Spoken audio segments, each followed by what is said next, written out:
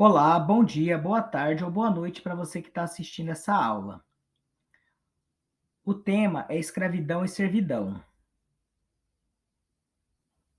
Bem, iremos discutir o conceito de escravidão moderna e suas distinções em relação ao escravismo antigo e à servidão medieval.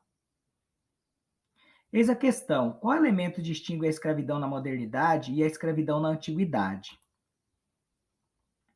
Escravidão na antiguidade, Grécia e Roma. A escravidão na Grécia Antiga e basicamente em todo o mundo mediterrâneo compreendia três possibilidades: por dívida, como punição ou por apresamento de guerra.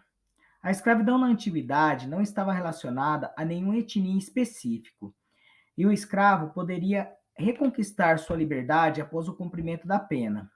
Essas três possibilidades de escravidão, dívida, punição e guerra, estavam presentes em todas as culturas da época, seja na Europa, África, Ásia e mesmo na América pré-colombiana. Temos como próxima etapa a Roma Antiga. Nela estavam presentes as mesmas três modalidades de escravidão, com exceção de que um escravo poderia reconquistar não apenas a sua liberdade, mas também sua cidadania, normalmente pelo serviço militar.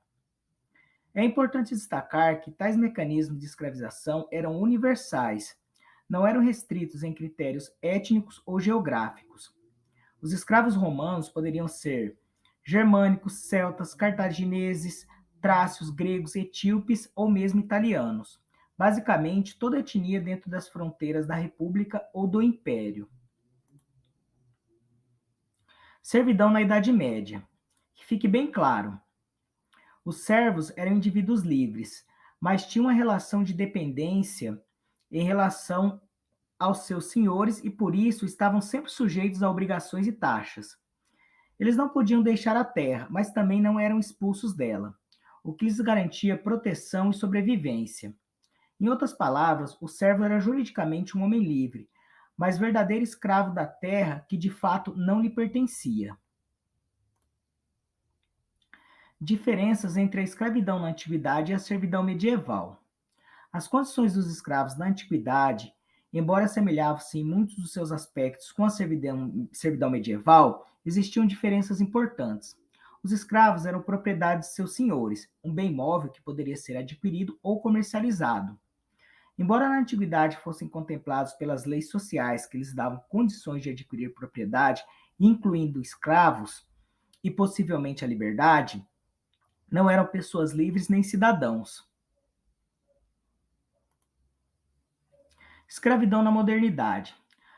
No processo de escravidão moderna, os povos africanos foram duramente castigados ao serem capturados e comercializados. O tráfico negreiro foi iniciado por Portugal no século XVI, no contexto do comércio triangular entre América, Europa e África. O comércio atlântico de escravos, fenômeno próprio, trouxe cerca de 12 milhões de pessoas escravizadas para as Américas. O fluxo luso-brasileiro de escravos pelo Oceano Atlântico não mais segue costumes antigos da escravidão e torna-se mais que necessidade econômica, torna-se atividade mercantil. O escravo não é mais uma necessidade de produção, ele é mercadoria, e sua compra e venda torna-se atividade tão lucrativa que se sustenta por si só. Outras demonstrações de como a escravidão costumeira antiga não é um parâmetro válido é seu caráter perpétuo, ou seja, eterno, da escravidão nos impérios português e brasileiro, que contrasta com a possibilidade de um escravo romano reconquistar sua cidadania. Portanto, a ausência na história brasileira tanto da escravidão como da pena criminal,